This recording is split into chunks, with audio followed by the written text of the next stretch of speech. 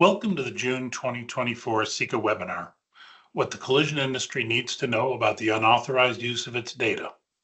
I'm Paul Berry, Executive CIECA, develops and promotes electronic communication standards that allow the collision industry to be more efficient. We also provide webinars like this one to help educate both members and non-members on trends that impact systems, processes, and the exchange of data across the industry. Today's presenter is Pete Tagliapietra, Managing Director of DataTouch. Now, as we start the webinar, I want to remind you there is no verbal communication between the participants and the presenter. If you have questions during the webinar, we encourage you to type them in the question panel on the webinar screen. We will answer as many questions as possible at the end of the presentation. And now I'll turn it over to Pete Tagliapietra. Thanks, Pete. Thanks for joining us. Thank you, Paul. I appreciate doing a webinar like this. It's a good topic for the industry right now. And I also want to thank the attendees that are participating today. And I want to reemphasize that if you have a question as I present certain pieces of information, please do not hesitate to submit the question, and we'll have ample time at the end of this to respond and answer those as best as we can. So with that, let's begin. Our discussion topics today that I really believe are relevant to what's going on in the industry is certainly we want to talk about how body shops' collision repair estimate information is obtained by third-party companies in the supply chain. We want to talk about what third-party verticals in general are obtaining that information and generating revenue from it. That doesn't mean we're going to name companies here today, but we'll speak about individual verticals within our market that are obtaining data and how it's being repurposed. The primary purchasers of the data. So if we believe that some of the industry speak out there that data is the newfound gold, okay, why is the data so desirable and who's actually willing to pay for it and make use of it? What's happening on the state government legislation front is interesting to bring everybody up to date on it, so we can see where the momentum is coming from and how the private sector, at some point in time, is going to be forced to deal with it. The most aggressive on that right now is California, and we'll delve into that a little bit deeper as we get into the presentation today. And we're going to talk generically about what shops can do to protect the customer information, the insurance company policyholder information, and the repair data that's being copied and sold. And with that, we'll begin. I want to start out today by talking about generically what the typical information flow is relative to an insurance company submitting a loss assignment to a collision shop, whether it's just to write an estimate or if it's actually going to be part of the repair process. It all follows a logical workflow. The shop, regardless of the specific scenario, is going to create an estimate, calculate it, and save it. This applies to all estimates. So if it's an insurance company claim where the insurance company sent an assignment or the insurance company sent an estimate, or it's simply a walk-in where the customer is coming in to have a minor damage estimated, or even if they're having something as simple as a rust repair, okay, that all follows the same logical process of an estimate is created, it's calculated, and saved, and in many situations, it's automatically exported. And there's two different paths that information is exported to. Obviously, the path on the right, where the estimate data, whether it's in a BMS or EMS CIECA format, it's uploaded to the estimating provider and then passed on to their integrated supply chain partners if it warrants. On the other side of this, where the shop is directly dealing with the supply chain provider, for a number of different reasons. The most common being parts or pre and post scan, etc. Rental car, that information then is through a data pump or a software control that provider has running on the shop systems, that as soon as that estimate is exported, it's copied off and then sent to the third party provider for whether it's an order fulfillment or simply a service. Listed below, I've just identified some of the supply chain that utilizes these software controls and data pumps that grab copies of estimates as they are prepared. So OEM and alternative parts networks, OEM repair information providers, OEM CRN third-party IT providers, and multiple business management systems. And I genericized that multiple business management systems because that can incorporate any management systems that's part of the shop workflow. The most common example being a dealer management system, where a shop ends up sending parts information to that parts department, and that parts department operates with that third-party dealer management system. What is generated out of that then are anything from vehicle history reporting to specific shop information. So what type of shop information? For example, labor rate information. So if a third party is collecting shop information, they have access to every piece of information that's on that estimate. Who that shop might be, who the insurance company is involved, certainly the name of the customer, the policyholder information, the claim information, the labor rate information, who the shop gives parts discount or gives discounts to, who the shop receives discounts to, who the shop buys parts from. All of that information can be aggregated and compiled. Needless to say, that partly includes all the vehicle repair information that is, integral to that estimate. And then, of course, the personal customer information and the policyholder information. I want to talk a little bit about some of the many different information sources that collect data today. This list is not meant to be all-encompassing, but just to give our audience a pulse on the magnitude of the information that's being collected, and then to discuss how it's being collected. So we have state DMVs, local police departments, NHTSA, NICB, other affiliated private sector companies, the Insurance Services Office, for example. We also have the OEM repair information services out there that need that estimate information to be able to generate what information they need to provide back in an automated fashion as that estimate is being written. And we all understand that through that estimate process, that estimate might be exported from the estimating system multiple times during the life cycle of the estimate and also the repair. Automotive parts suppliers. This is a big part of the equation. The OEM providers, aftermarket, recycled, anything that's involved with the parts process, which also includes sublet. So anytime something is sublet, like a piece of glass, or any part of that repair operation that's relevant and part of the estimate. And I realize I might be stating some of the obvious things to our audience today, but I want to just make sure that we get the bases adequately covered. Towing companies. You might ask, why are towing companies on my list?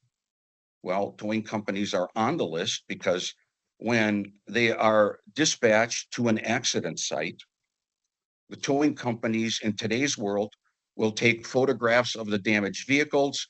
They will take photographs of the VINs, and that information is then aggregated and compiled into databases, and that brings a value component to those databases and companies that want to buy that information. Mechanical and repair services. I think everybody on the phone probably knows that independent and dealer mechanical repair services, the vast majority of these services sell information, particularly to the vehicle history reporting companies, as well as other entities. I don't want the audience to think today that this is just about vehicle history reporting companies, because I want to leave you with the thought that it goes way beyond that as far as the value of the information and who's willing to sell it and who's willing to buy it. Collision industry IT providers. I genericize this in such a way that we want our audience to realize that anytime an estimate is written and exported, that VIN is now in the public domain, and there's a chance that that estimate will also be in the public domain, and a very high probability, as we'll get to in just a little while here. So you can't limit your thinking in the possibility of who is copying data off of an estimating system, a computer system, excuse me, in a shop, and where that information ends up, and certainly ends up in multiple different providers. Again, this is repetitive here, but we must recognize that anybody who's in the automotive industry and has a business management system, there's probability, not absolute, but probability that information is being collected. And I'm not here to state that it's necessarily being repurposed and sold for external reasons. I want my audience to understand today that anybody that's in the supply chain and has a software control or data pump installed on a body shop computer system is gathering estimate information. A lot of research has been spent in determining who collects what. And I can adamantly speak to the audience today that we've never analyzed a data pump that only collects the estimate that's relative to that specific provider. Every data pump that we've monitored collects every estimate that's being generated by that shop computer system. And I am very, very adamant and convinced that that's the situation as we understand it today. It doesn't mean that ultimately we could find a software control and a data pump that limits the estimate information that's being gathered or the number of estimates. We just haven't found one yet.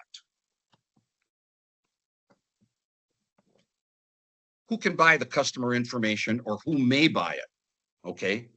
Obviously, one of the key benefactors are vehicle history reporting companies. They are just phenomenal in their business on their ability to collect information and being able to use information from data sources to bring conclusions to the customer that purchases that vehicle history report.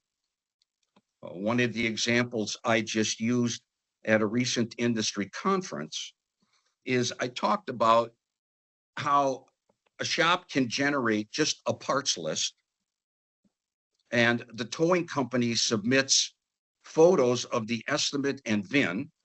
Of course, if it's a new parts, the dealer has the relevant VIN information that would allow them, or allow a vehicle history reporting company to take that parts information, take that towing company information, and put it together and draw a conclusion about the severity of damage that's on a vehicle. We know that they're good at this, and we know that that is happening today. Parts manufacturers and suppliers, they love data. What does it tell them? Stating the obvious again, parts manufacturers know and suppliers know what parts are often most damaged in an accident by specific year, make, and model of vehicle. So they can prioritize their production, and suppliers can manage their inventories much more successfully when they have this information available to them and it's being widely used. There aren't any really questions about the value of that information to these manufacturers and supply chain providers. Insurance reporting bureaus. I mean, we have to ask ourselves, how do insurance companies get underwriting information and accident information? Certainly they can get it from the Department of Motor Vehicles. It can come from the Insurance Services Office, but they can also purchase information from other private sector companies that have voluminous amounts of current information. It's not uncommon to our audience today that an estimate can be written today on Thursday, and it shows up on a vehicle history reporting company's database tomorrow or Monday. We've identified several instances of that occurring and reoccurring. OEMs, foreign and domestic. I'm much more focused on foreign here because we have a good grasp over the fact that foreign manufacturers, vehicle manufacturers, love getting their hands on vehicles, particularly EV vehicles now, that are being repaired, what the cost of repairs are, and where the damageability may occur on their competitors, and what they should be thinking about, and what they want to compete against by model.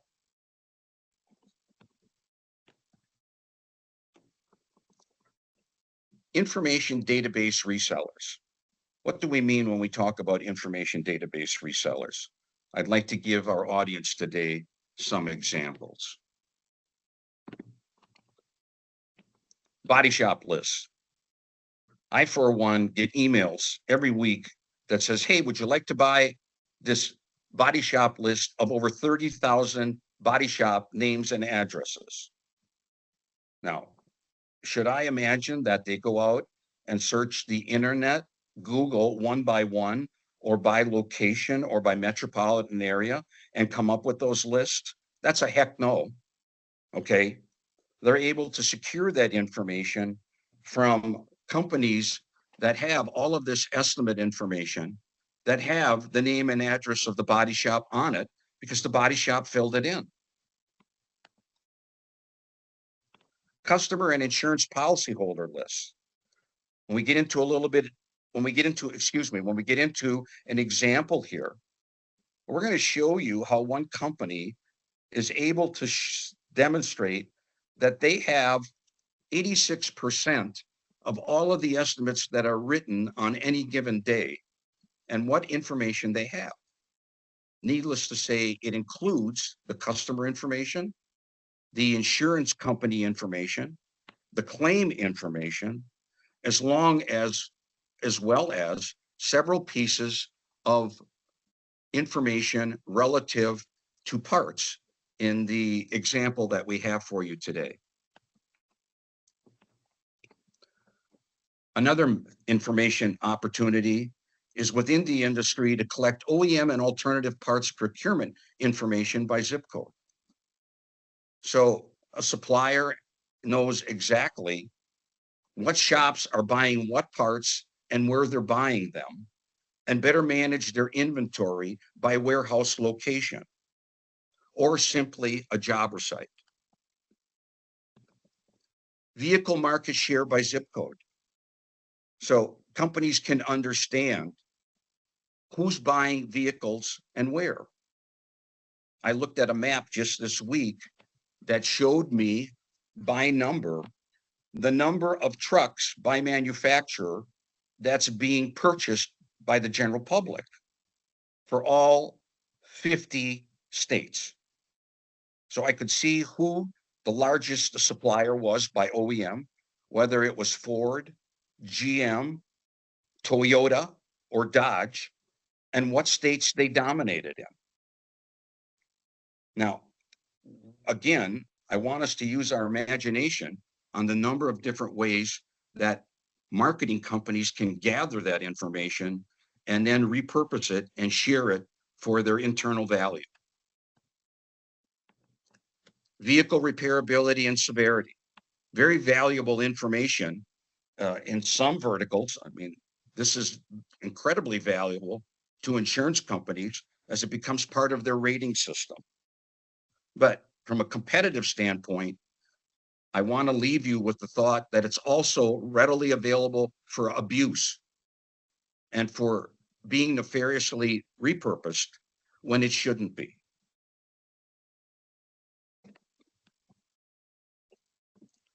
I've oftentimes used this example in my presentations because it was so information rich and rewarding. And as our audience can see, this goes all the way back to July of 2022. And the executive director from the SCRS stood up and informed the audience that he had been contacted by a company to sell the information that they have to body shops. So the purpose of selling it to the body shop was an estimate that had just been written by one shop, that it would be sold to a competitive body shop.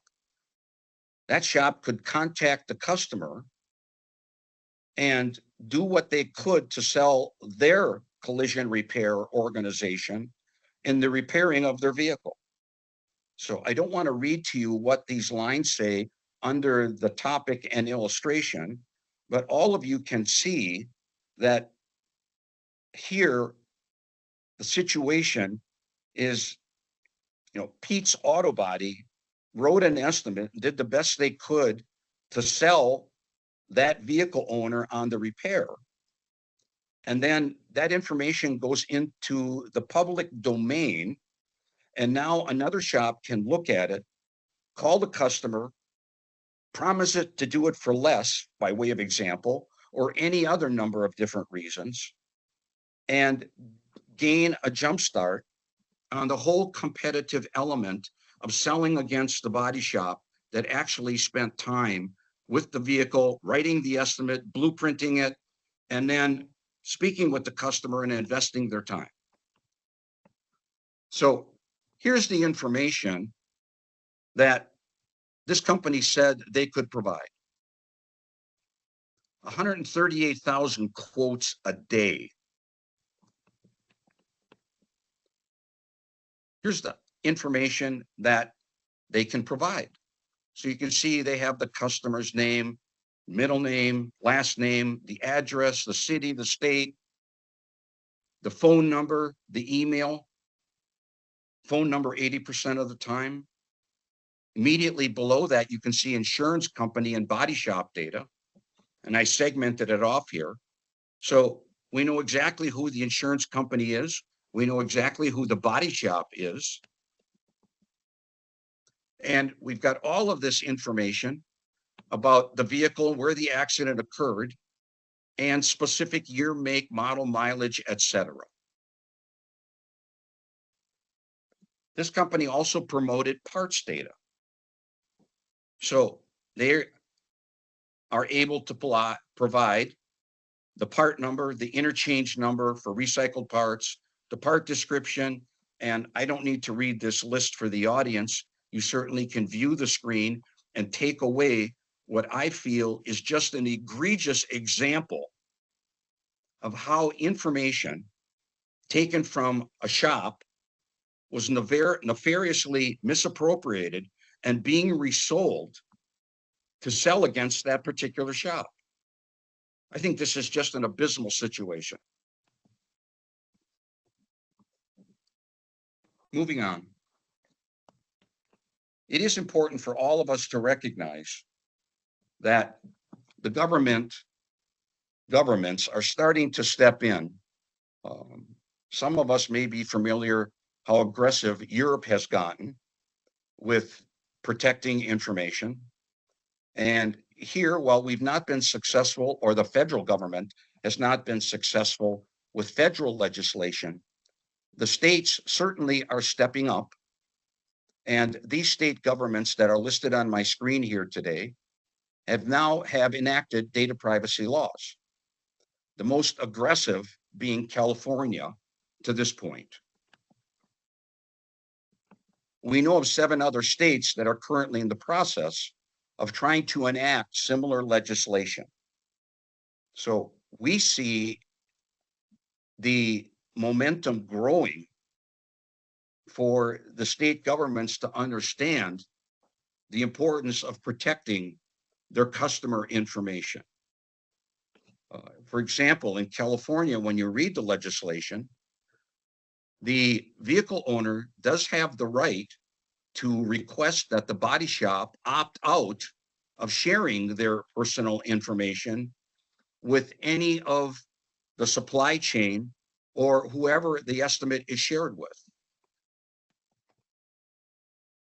It's unquestionable that more states will follow.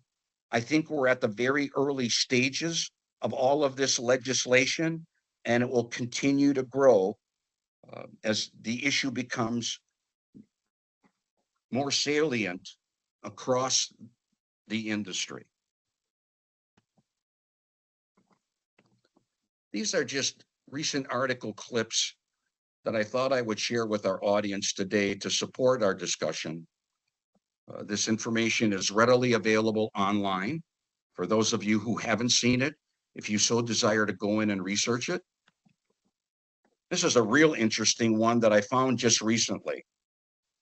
And it specifically talked about the enhanced data privacy laws. And again, our audience can read the text at the bottom of the screen. But what it specifically talks about is the value of the information, how California has introduced stringent legislation, and that this legislation will ultimately affect small businesses and the potential of being fined for not complying. Now, most of these pieces of legislation are focused on companies that do more than $25 million or do a sizable number of transactions. But in California, they've taken it a little bit further. In fact, they've taken it quite a bit further. I was surprised to see this one, how Texas was jumping in and looking at new data privacy rules for data brokers. By the way, that legislation has not gained traction as of our conversation today. I'd like to conclude the discussion today by talking a little bit about, is there anything that can be done relative to this problem that's been going on for multiple decades? If my memory serves me correctly, the CIECA EMS standard, which revolutionized e-commerce in the collision industry, was launched in 1996 or about 1996. Since that time, that standard, from my point of view, my personal point of view, really opened Pandora's box on how that standard could be used way beyond its original intent, which was just to allow a body shop to download the estimate into multiple management systems through that standard. And most of us, if not all of us on the call today, well recognize the value that CIECA has brought to the table. But CIECA is not in the data security business. It's in the standards business. And I think we all must stay very aware of that.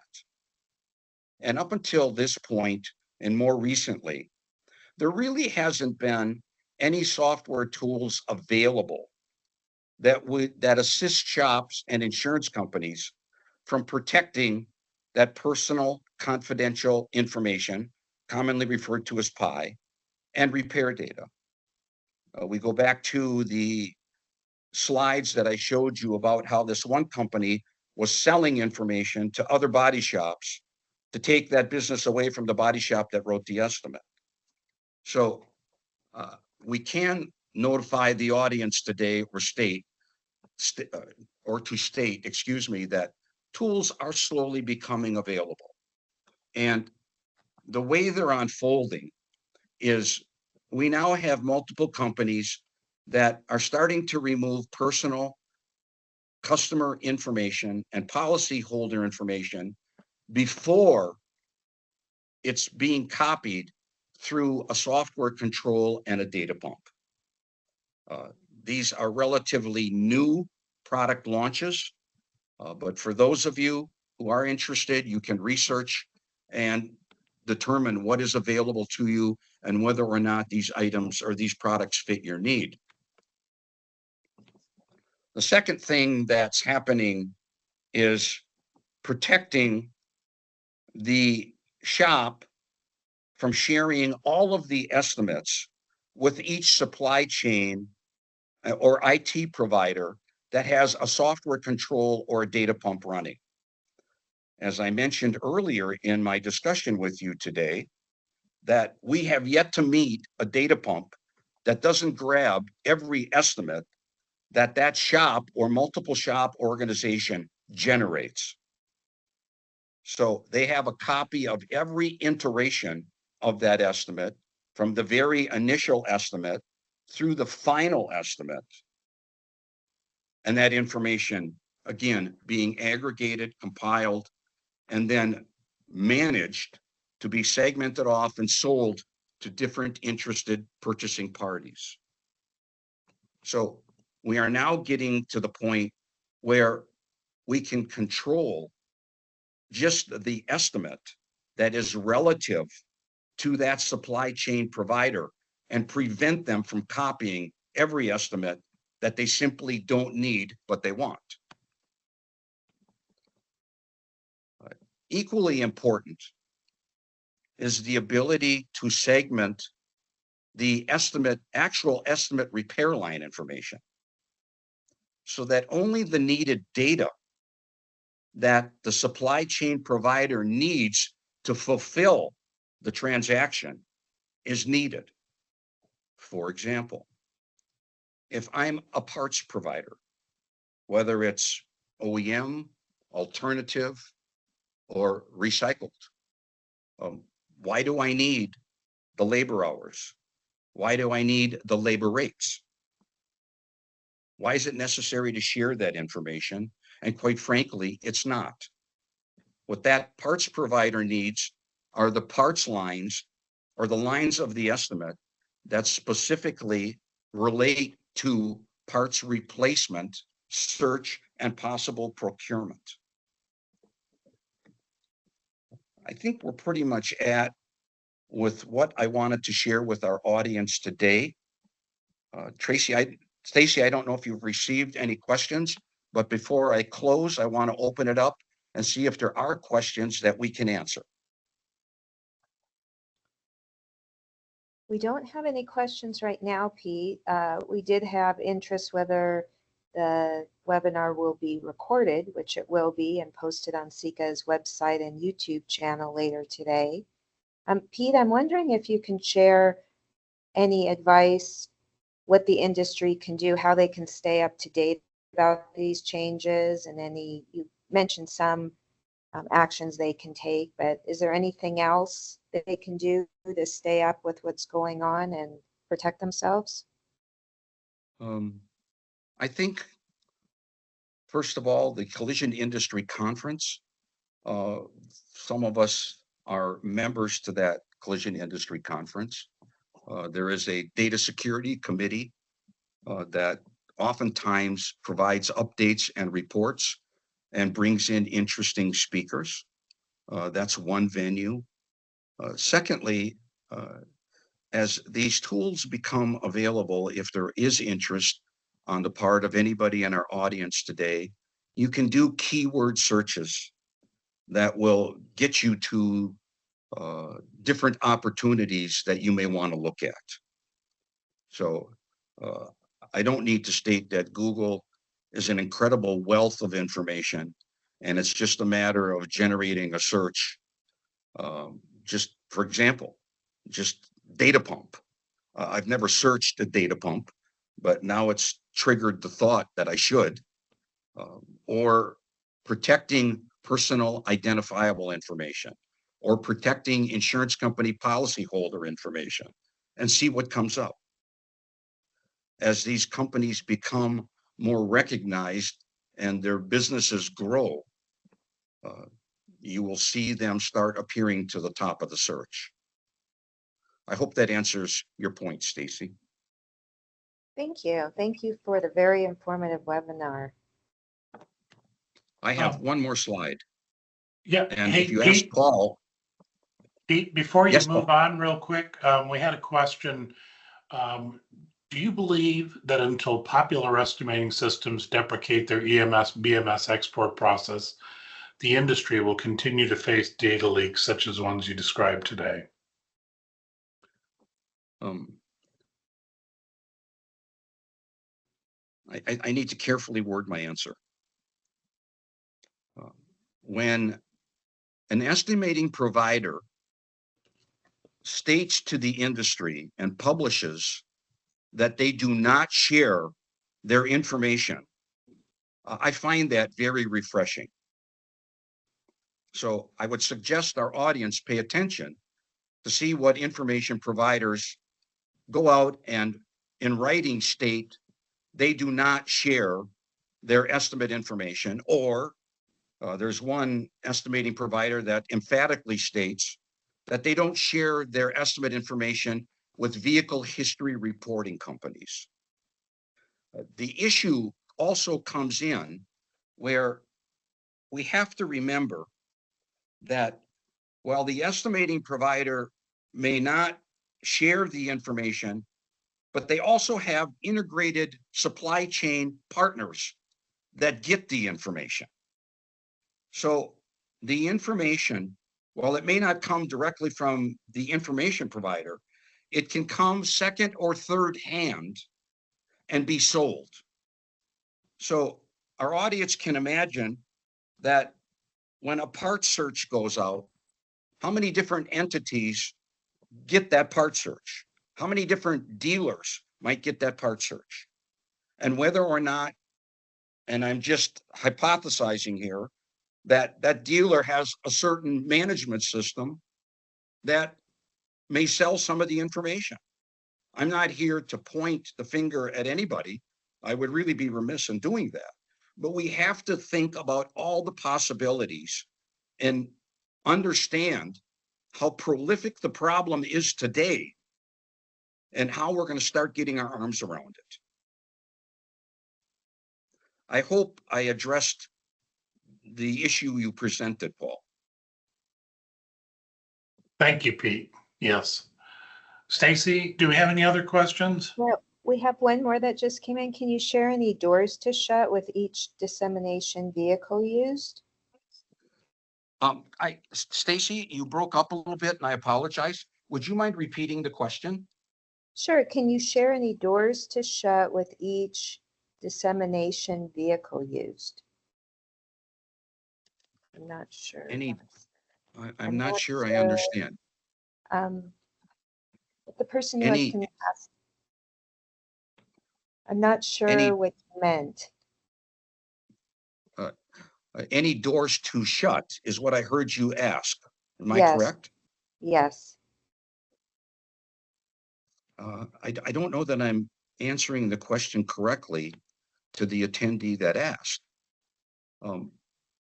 But the most important thing, the most important door to shut in our industry today is to be able to control the software and data pumps that are copying every estimate that's being written by a shop. Until we can stop that as an industry, we're not going to be able to start making progress. You know, I love the old expression, when you're standing on the basement floor, there's nowhere to go but up. And clearly the industry is standing on the basement floor when it comes to protecting your customer information if you're a shop, the policyholder information if you're an insurance company, and then all of the shop's repair data. Thank you, we Pete. have- Oh, sorry. Go ahead. No. We just have example after example where estimates, a recent one, I don't want to belabor the question, but the answer. A shop wrote an estimate on a rust repair in the northern part of the United States. And it was just an estimate to repair the rust. Well, it showed up on the vehicle history report within 48 hours as a minor damage event. Well, needless to say, the customer was livid because now they had to go through the process of trying to get the information removed. Or another example that is well known in the industry is the 1996 Porsche that went in for a complete refinish. The refinish included disassembling the sheet metal and painting the car in pieces and then replacing some parts along the way. It showed up on Carfax as a minor damage event.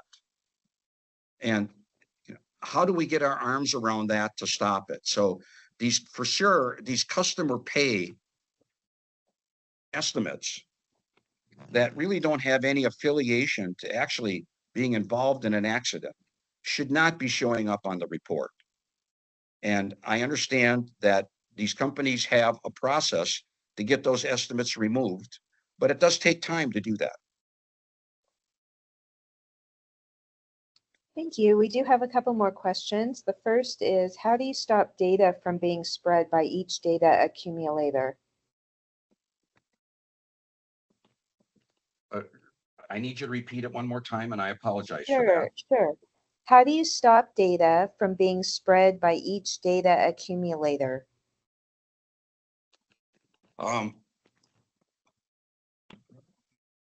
We have to be able to prevent the information from leaving the shop computer systems. That's the only way we're going to be able to stop it. Once it's copied, once the estimate is copied, and the collision repair industry that we're very focused on today, okay, it's Katie bar the door, because if the estimating provider has a cloud-based solution and it goes up, as soon as that VIN is entered, it's up in the cloud. And or the personal information, I shouldn't just speak about the VIN, any information. So I would suggest the attendee who asked the question to start researching what tools are available today to prevent those estimates from being copied, randomly copied off a shop's computer system, and shut that avenue down completely. That has got to be the first step. There's also the whole issue of how often the VIN should be shared and when it should be shared. I'm drifting here a little bit, but there are tools available that can prevent that VIN from going out to an aftermarket parts provider that doesn't need the VIN to source parts.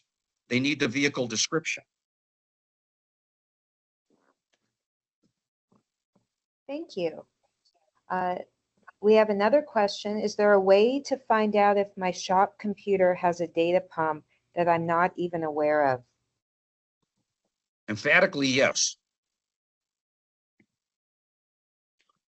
We don't want this to be an infomercial, but once again, please research the ability to have your computer system analyzed and audited to determine whether or not data pumps are running. And that software will tell you not only if data pumps are running, it will tell you whose data pumps they are and what estimate information they're collecting, if not every estimate.